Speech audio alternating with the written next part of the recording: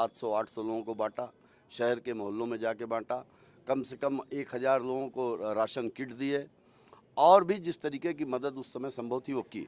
और दूसरे 2021 की लहर में जब ऑक्सीजन की कमी से, बेड की कमी से लोग मर रहे थे और भाजपा के नेता अपने घरों से बाहर निकलने में डरते थे, तब 1.5 महीने तक प्रतिदिन जिला चिकित्सालय में बाकायदा कुर्सी लगा करके बैठ करके हम लोगों ने आम जनता या जो मरीज वहाँ जाते थे उनके दुख दर्द को दूर करने का, उनकी मदद करने का काम किया। अपने हाथों से लोगों की, कोरोना पीड़ित लोगों की मृत्यु हुई है, उनकी लाशों के अंतिम संस्कार कराने का काम किया है।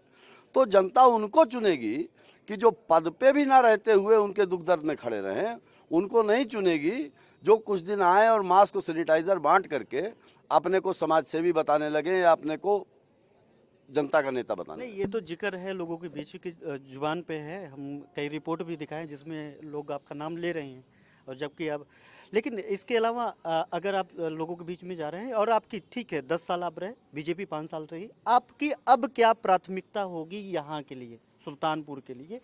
आप अगर जीत के आते हैं, सरकार आती है तो, नहीं आती है तो, अगर आप जीत के आते हैं तो सबसे पहली प्राथमिकता क्या होगा? देखिए, ऐसा है कि जो स्वास्थ्य के क्षेत्र में आपने बात की, उसमें मैं थोड़ी सी बात पहले जोड़ दूं। भाजपा के समय में कितनी उदासीनता बरती गई। मेरे कार्यकाल में 6 वेंटिलेटर इस जिला चिकित्सालय में आ गए थे, उनके लिए स्टाफ एलोकेट नहीं हो पाया था। 5 सालों में वो स्टाफ नहीं एलोकेट हो पाया और यही वजह थी कि कोरोना आपदा के समय जब वेंटिलेटर की ज़रूरत मरीजों को सबसे ज़्यादा थी, तो वेंटिलेटर कबाड़ घर में रखे हुए थे, लेकिन उनका इस्तेमाल नहीं हो पाया। मेरे समय में जिला चिकित्सालय का आईसीयू शुरू हुआ था, लेकिन वो आईसीयू बंद हो गया। तो उस स्वास्थ्य व्यवस्था को सुदृढ़ीकरण करना है, उसको बेहतर करना है, सक्रिय करना है, क्योंकि मैं खुद इस बात को स्वीकार कर रहा हूं कि आज की तारीख में सुल्तानपुर का जिला चिकित्सालय एक रेफरल सेंटर बन चुका है। वहाँ मरीजों को लखनऊ रेफर करने के अलावा कोई काम नहीं होता है। तो इस व्यवस्था को दुरुस्त करना, और हम लोगों ने तो इस बारीकी से निगाह रखी है कि जिला चिकित्सालय में विद्युत आपूर्ति बाधित ना हो, इसके लिए अलग फीडर तक मेरे कार्यकाल में बना।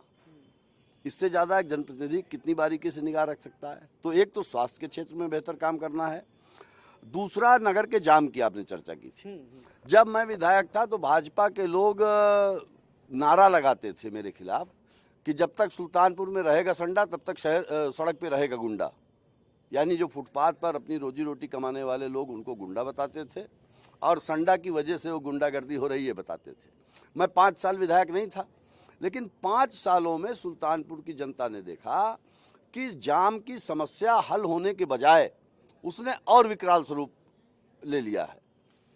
तमाम तरीके के नाटक होते रहते हैं। देखिए, आप जानते हैं कि पूरे देश में और उत्तर प्रदेश की तो स्थिति ही अलग है, अनियोजित विकास हो रहा है। शॉपिंग मॉल बन जाते हैं, वो बन जाते हैं, उनमें पार्किंग की व्यवस्था नहीं होती है। मेरा ये कहना है कि ऐसी व्यवस्था हो जो एक सुनियोजित कार्य योजना बने शहर को बेहतर करने के लिए, कि पार्किंग के स्थानों का निर्माण हो, फुटपाथ और पटरी वालों को बसने के लिए उपयुक्त जगह दी जाए।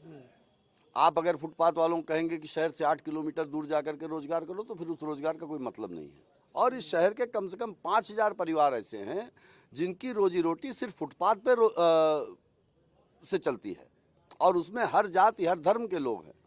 तो उनको उचित जगह पे बसाते हुए, और जैसे एक मेरे मन में कल्पना है कि अगर शहर में ट्रैफिक सिग्नल की व्यवस्था हो जाए तो यातायात को काफ़ी सुगम किया जा सकता है।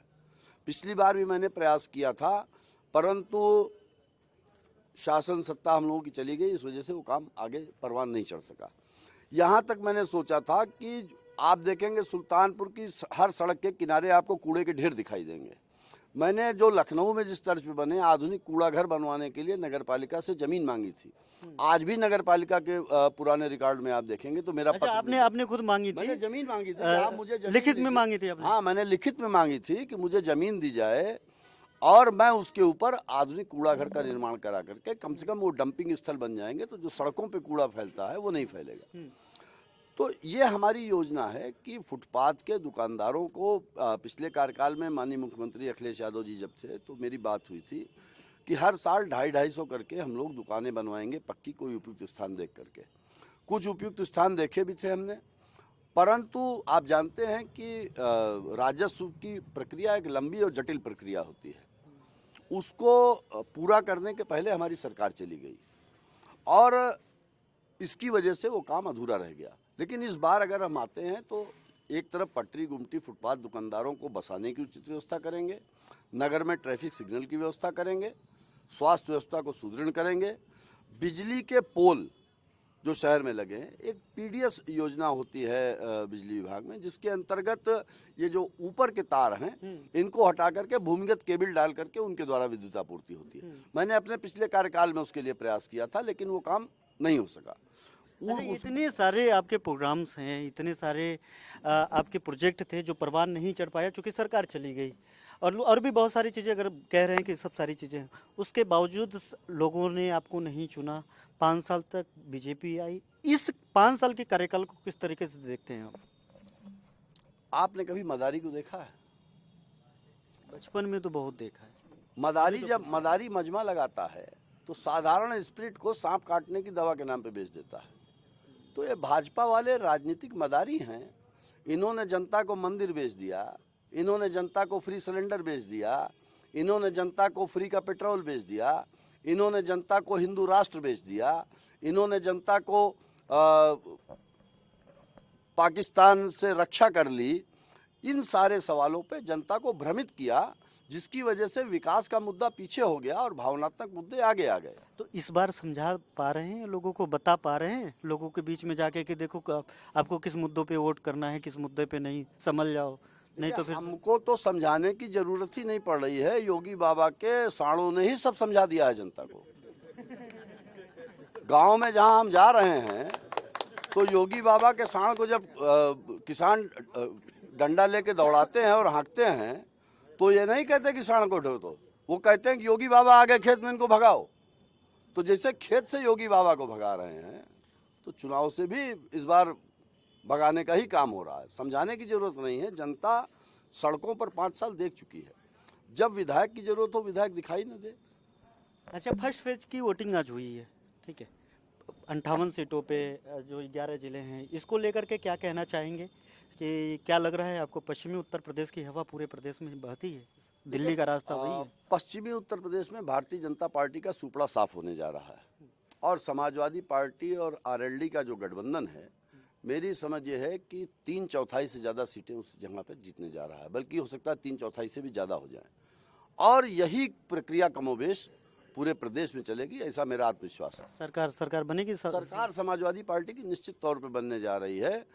पहले तो हम लोगों को कुछ भ्रम भी लगता था, लेकिन अब जब से जनता के बीच में चल रहे हैं और लगातार हम देख रहे हैं कि जनता बस इंतजार कर रही है वोट पड़ने का, और जिस दिन वोट पड़ेगा और जिस दिन गिना जाएगा तो फिर उसके बाद जो फैसला आएगा वो फैसला अप्रत्याशित होगा। बहुत शुक्रिया बात करने के लिए। आप थे हमारे साथ अनूप सांडा जी, बड़ा कॉन्फिडेंस के साथ है, पूरा अपनी बातें बता रहे हैं, अपने उस प्रोजेक्ट के बारे में बता रहे हैं जो शुरू नहीं हो पाई, अपने उस प्रोजेक्ट के बारे में भी बता रहे हैं जिसको शुरू किया गया, और उस प्रोजेक्ट के बारे में भी बता रहे हैं जो शुरुआत तो हुई लेकिन उसका फीता बता रहे हैं कि इनके विपक्षी लोग जो अभी सरकार में हैं उन लोगों ने काटा, और ऐसे बहुत सारे इनके अपने विजन हैं जो इसको पूरा करना चाहते हैं। अगर इनको फिर से लाया जाता है तो उसको पूरा करने की बात कह रहे हैं।